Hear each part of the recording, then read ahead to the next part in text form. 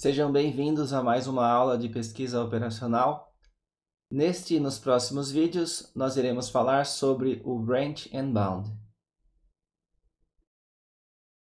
Este vídeo é apenas uma introdução sobre o que é o Branch and Bound e os aspectos gerais de como ele funciona. Mas antes disso, eu preciso revisar com vocês sobre o método Simplex e lembrar que esse método serve apenas para resolver problemas de programação linear. Lembrando que problemas de programação linear são aqueles em que as expressões são lineares e todas as variáveis são contínuas, isto é, são variáveis reais. O Branch and Bound vai entrar quando nós tivermos variáveis inteiras no problema, pois nesse caso o Simplex sozinho não consegue resolver. Ele terá que ser associado a esse método Branch and Bound, que em português pode ser traduzido como ramificação e limitação. A ideia geral do método é usar a estratégia de dividir para conquistar. Ou seja, nós começamos com o problema original em que as variáveis são inteiras e que nós não conseguimos resolver com o Simplex e vamos dividindo esse problema em subproblemas mais simples que podem ser resolvidos com o Simplex ou com algum outro método. Antes, no entanto, de eu falar um pouco mais sobre essa ramificação e limitação, eu quero apresentar a vocês o conceito de relaxação linear, no caso de um problema inteiro ou inteiro misto. Vejamos aqui um exemplo de um problema inteiro. Temos a função objetivo e as variáveis x1 e x2, ambas são inteiras. Fazer a relaxação linear desse problema, que nós abreviaremos por RL, significa resolver o mesmo problema que nós vamos chamar de problema relaxado, porém mudando apenas o tipo de variável.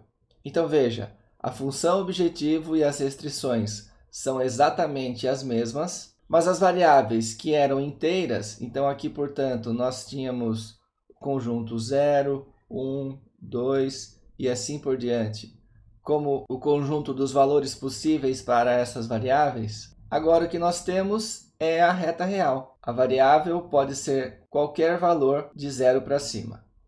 Muito bem, e por que nós fazemos isso? Nós fazemos isso porque, como nós já vimos, este tipo de problema, o relaxado ou o problema contínuo, pode ser resolvido facilmente pelo Simplex. Nós já vimos uma série inteira explicando como funciona esse método. E neste caso específico, se nós resolvermos esse problema pelo Simplex, a solução ótima obtida será esta que está aqui embaixo. Aqui nós temos x asterisco, dado por esses dois valores, isso significa que o valor de x1 é 4,2 e o valor de x2 é 3,6. E o valor ótimo da função objetivo é 11,4. Então veja, nós resolvemos esse problema relaxado, mas este problema não nos dá a solução para o problema original.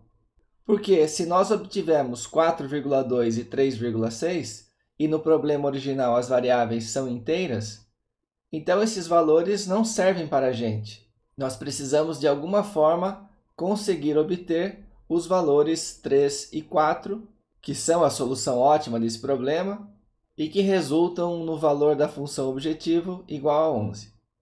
Reparem também que nós não podemos simplesmente arredondar esses valores. Por exemplo, aqui o 4,2 seria arredondado para 4 e o 3,6, se usarmos a lógica de arredondamento mais comum, seria arredondado para 4 também. E os valores 4 e 4 para x1 e x2 não constituem uma solução viável. Veja que se nós colocarmos 4 para x1 e 4 para x2, o valor na primeira restrição do lado esquerdo seria igual a 16. E aqui nós teríamos 16 menor ou igual a 15, que não é viável. Portanto, a primeira observação a ser feita é esta. Nós não podemos simplesmente arredondar as variáveis. E uma segunda observação que deve ser feita, e é importante, é a respeito do valor da função objetivo. Veja que aqui nós obtivemos 11,4, enquanto que o valor ótimo da função objetivo no problema original é 11. Veja, esse é um problema de maximização e para o problema relaxado nós obtivemos um valor que é superior ao problema original. Muito bem, por que isso acontece? Isso acontece porque quando nós relaxamos o problema, nós estamos aumentando o conjunto viável. Aqui nós só temos as opções 0, 1, 2, 3 e assim por diante. Aqui nós temos toda a semirreta real a partir de 0. Então, se há mais possibilidades de valores no problema relaxado, é natural que o valor da função objetivo seja melhor ou igual à do problema original. Em alguns casos ela será melhor, em outros casos ela será igual. Esse, portanto, é o conceito de problema relaxado que nós utilizaremos nestas aulas. Na relaxação linear, o problema tem a mesma função objetivo, as mesmas restrições, porém todas as variáveis são contínuas. Vamos ver agora um segundo exemplo, que é bem parecido com o anterior, com apenas uma diferença na segunda restrição. Aqui, de novo, nós temos o problema original com as variáveis inteiras e o problema relaxado com as variáveis contínuas.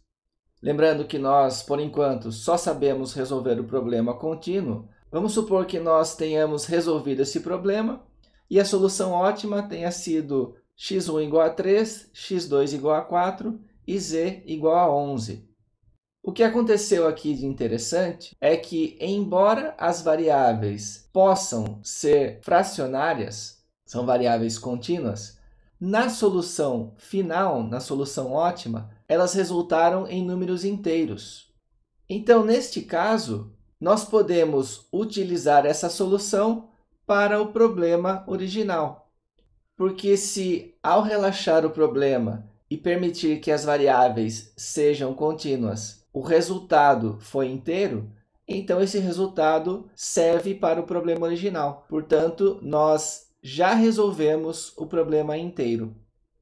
Isso pode acontecer por alguns motivos, depende da estrutura do problema. Em alguns problemas, a solução do problema relaxado sempre será com números inteiros, mas pode ser também que nós tivemos um pouco de sorte, porque quando isso acontecer, nós não precisamos utilizar o branch and bound, uma vez que o problema original já foi resolvido.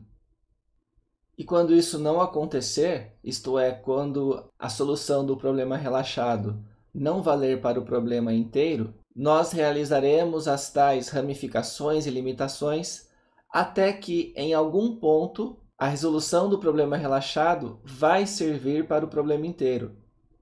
E quando chegarmos a esse estágio, nós não precisaremos mais fazer a ramificação. Nos próximos slides, eu vou explicar um pouco melhor como isso funciona.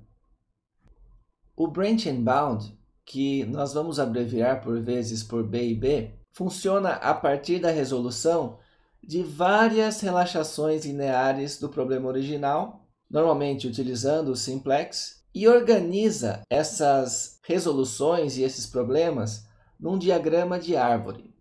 Aqui nós temos um exemplo de uma árvore do branch and bound. Cada um desses nós da árvore está relacionado a uma relaxação linear do problema. Nós começamos com o problema original relaxado no nó 0, ou também chamado de nó raiz. A partir desse nó, nós começaremos a fazer ramificações. Desse nó 0 surgem os nós 1 e 2, que são problemas contínuos também, problemas relaxados, porém com alguma limitação em uma das variáveis. Nós resolvemos esses nós 1 e 2 utilizando o simplex novamente e a partir deles fazemos novas ramificações, criando mais subproblemas. Essas ramificações continuam até que em certo ponto não é mais preciso ramificar.